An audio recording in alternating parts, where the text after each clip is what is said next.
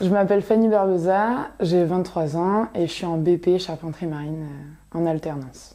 Alors l'apprentissage du coup c'est un mois à peu près. Donc c'est un mois en cours donc au lycée de la mer et l'autre mois en entreprise, celle qu'on a choisie. Pour moi un charpentier de marine c'est quelqu'un qui connaît le bateau et du coup en le connaissant, en sachant naviguer dessus, il sait le construire. Voilà, il adore le bois, c'est aussi la passion du bois, de tous les matériaux qu'on peut utiliser, aussi divers que le bois. Il faut faire 10 ans pour être un vrai charpentier, donc voilà, j'ai encore beaucoup à apprendre.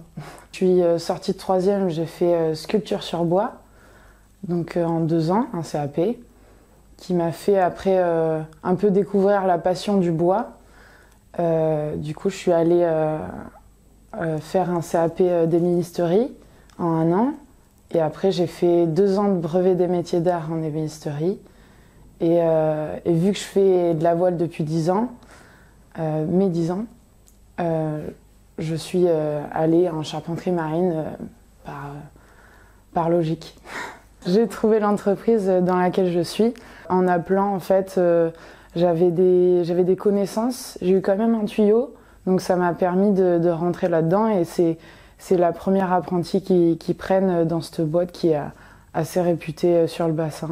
C'est le chantier Rabat. Mon accueil dans l'entreprise, ça a été plus au niveau de l'équipe et après chaque travaux, soit j'ai une personne qui est avec moi et qui me suit en fonction de ce travaux-là. Ça dépend en fait, mon maître d'apprentissage en fait il varie selon les travaux qui peuvent me donner à faire. Ça dépend de la production, ça dépend aussi de mon niveau.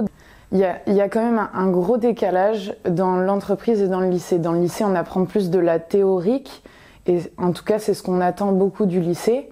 Et en entreprise, ce qu'on apprend, c'est beaucoup de pratique. Mais en fait, on ne peut pas tout voir, donc ça veut dire qu'à l'examen, il peut tomber des choses qu'on ne connaît pas en fait. Et du coup, c'est un peu ça le compliqué. On peut vraiment tomber sur n'importe quoi et on essaye d'apprendre au maximum en entreprise, mais voilà. Après, on demande aux profs des choses beaucoup plus pratiques, mais voilà, on a un bateau chacun au lycée, et donc ça dépend aussi du travail. On peut faire que de la stratification ou que du bois, et donc c'est un peu varié. Je pense que le plus agréable pour moi, en tout cas, c'est vraiment l'entreprise, parce que il y a toute une équipe derrière, il y a vraiment un but, il y a un client, et là il faut faire bien les choses et il faut pas se rater quoi, parce que sinon c'est le temps qui est perdu et il faut prendre quand même sa place d'apprenti et pas faire de bêtises quoi. Le plus difficile c'est les responsabilités ou prendre des initiatives ou alors se tromper, ne pas le dire et du coup rectifier le tir et en fait apprendre de ça, ou alors le dire et essayer de voir avec la personne qui nous suit de rectifier aussi et d'apprendre avec ses erreurs. Et c'est ça aussi le plus difficile, je pense, c'est d'assumer un peu les erreurs et du coup de faire avec, et en fait on se rend compte que c'est avec les erreurs qu'on apprend.